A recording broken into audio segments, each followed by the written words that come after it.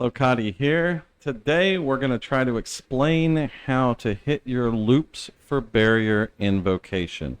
So there's a lot of things to take into consideration for Barrier Invocation and getting this build just functioning before you can worry about min-maxing it. So the first thing we're going to talk about is what you need to do to get a repeat. So that's like the first step to the process is, can you repeat the Barrier Invocation? So initially, you need to trigger your Barrier Invocation. We use a Ground Curse for triggering Barrier Invocation because it's super easy and convenient, and it's also great for doing damage to bosses. So we curse until we have 100% Barrier Invocation. Now, once you have 100% Barrier Invocation, you're going to have some number of casts on your Barrier Invocation. And that is going to be based on the mana cost of the spell, the cast speed of the spell, relative to the maximum energy that you have on here, because socketed spells consume 10 energy per 0.1 seconds of base cast time when triggered. But what this number is doesn't really matter in particular, because it's going to be different for every spell. But the first thing we need to do is get a repeat. And so right now I'm just showing like 4k energy shield, 833 mana, 1100 life. And so this is not an ideal situation. And so we hit our spell one time, and it does not fill up our Infernal Flames. Since it does not fill up our Infernal Flames, we do not get a hit from Pyromantic Pact. If we don't get a hit from Pyromantic Pact, we do not gain any energy from our Barrier Invocation. We have a little residual energy because the cast speed for a Fireball was not fully divisible into the 800 max energy, so there was some like leftover we didn't spend. But we don't have a repeat. And so right now, there's no way to get it functioning. So we got to figure out how to get a repeat. Now, to get a repeat, there are 4 main things you need to take into consideration. The first one is mana cost of your spell. If your spell costs more mana, then you'll gain more Infernal Flame. If you have enough mana to fill your Infernal Flame, you have a trigger. Build works. Very straightforward. Now, one thing to take into consideration, if you're ever overfilling your Infernal Flame by a large amount, you're going to end up in double casting, and that's bad for looping because it means you're taking too much damage at once. You may not be able to recover for it, so ideally you want to just pick this and then go back down and not overfill it by a significant margin. So, one way that we can do this is the first way, which is increasing the mana cost of the spell, and you do this by using a higher level spell or using supports that have a cost multiplier on them. So same thing here, we'll trigger up everything, get our 100% going again, no Infernal Flame, and we'll cast one time. And we got a trigger. We took a hit, it reduced our shield and our life, we used our flask to recover from that. We have 100% energy again, so we can do it again. And there's our repeat. There's our flask. Our flask, and now we have a fully functioning repeating build as long as we have the energy shield for it. Now, you could do this by removing mana, not just getting more cast speed. So if you have mana on your helm or mana on your rings or mana on your boots, reducing your mana is the same effect as increasing the mana cost. You can also do this by reducing your max fire res. Well, no, we'll talk about that. So the first thing is just to get the repeat. So to get the repeat, it's all tied into mana cost and the mana that you have. Now, once you have the repeat, the amount of energy you gain is important. This is the second part of the Barrier Invocation loop. So it is very important, thank you, Cole. It is very important that you sustain your energy coming in. Now, if you don't take enough damage, then you're not going to be able to do that. And so we'll use this for an example. Right now I'm at 59% fire res. If I go ahead and equip my ring, that puts me at 82% fire res because I have increased maximum fire res. And we're just going to do the same thing. And so we'll fire off our spell. we hit our trigger, but we only gained 48% energy because we didn't take enough damage. And now we only get one invocation cast on our next trigger. So we hit it, and we're done, and our loop doesn't work. And so we drop our thing on the floor, we get our energy back, we're excited, trying to make it work, and we fire off our fireballs, and then they stop. Because we're not taking enough damage. So in order to increase the total amount of energy gained, you've got 3 different things that you can look at. The first one is going to be just scaling energy gain. And you can scale energy gain on barrier with quality on barrier. You can scale it with jewels on your tree. But you don't want to spend a lot of jewel sockets scaling your energy gain because you need those jewel sockets for other things, and they're very important. You only want to use one jewel socket to control your energy gain and to manipulate how much you need or you don't need, or potentially not using any at all. So the other way that you can control your energy gain is just increasing your health, because Pyromantic Pact hits you for 100% of your health, or 100% of your health and energy shield. We want to increase our health and energy shield total, and so we're going to get more ES because we don't want health. So one of the ways that we do that basic in the build is with a Ghost Ride, which is a massive boost to our energy shield. And so now we set up our loop again, we get our little invocations down, and we fire off our Barrier Invocation. That's going to trigger our pact, and now we have 2 Barrier Invocation, 73% energy. Now this is probably not enough to sustain our loop, but we get a second cast. But it's not enough to fill our Infernal Flame again. And so again, we have not enough energy shield relative to the amount of fire res that we have. And so we can scale up our energy shield more. We scale up our energy shield more. And so we'll go ahead and same thing. Get our Infernal Flame built up here.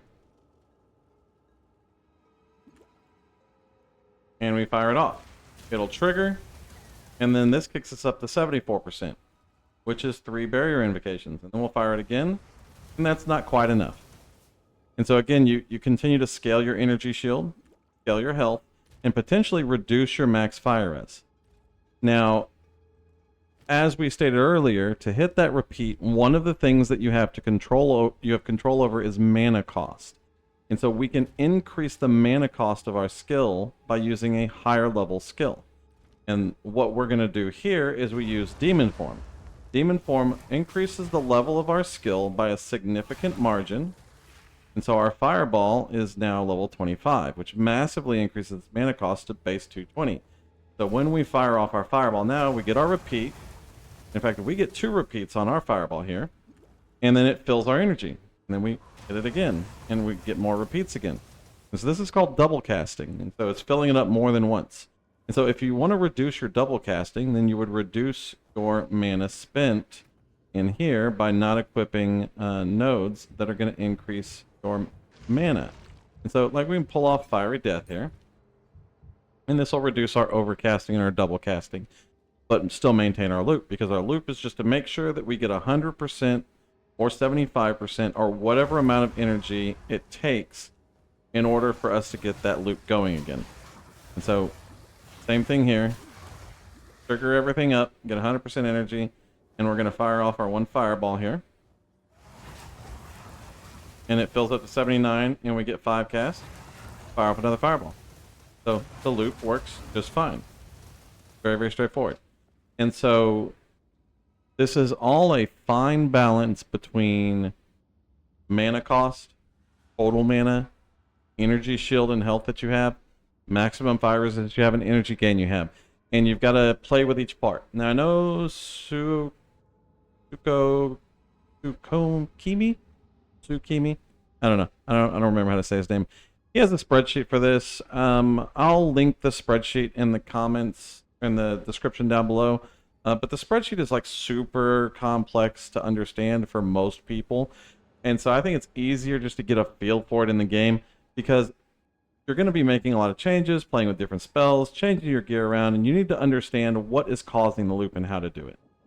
Now, once you have your loop going, you need to be concerned with energy gain and double casting and things like that. And you're trying to fine tune your loop so that it's working. If you have a loop, but you can't just sustain spamming the loop, you can play the game just by using the loop, but not spamming it. Like, you don't have to spam it. That's not a requirement. You can cast fireballs like this. You can just keep them going for as long as you want to, rather than just sitting there like button mashing it, holding it down, and praying that you don't die. Now, everybody wants to get to a point where they can just hold the button down and keep their flask going and never have to worry about slowing their cast down based on how much damage they have incoming, based on how fast they're casting it.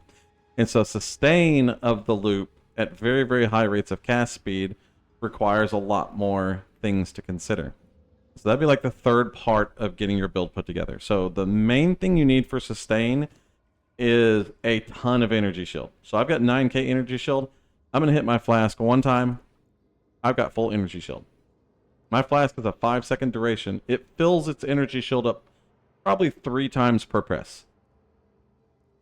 To do that, you need an amazing flask. You need all of these flask recovery, flask recovery, flask recovery, flask recovery anoint, energy shield recovery rate, flask recovery, flask recovery. You need all of these flask recoveries to massively increase the amount of energy shield you're getting back from this flask. You also need flask duration to make the duration last longer so you can sustain charges. You need increased charges gained so you can sustain charges. You need to reduce charges used so you can sustain charges. Once you get all of that put together, oh, don't forget Alchemist Boon is more flask charges per second and increased recovery from flask.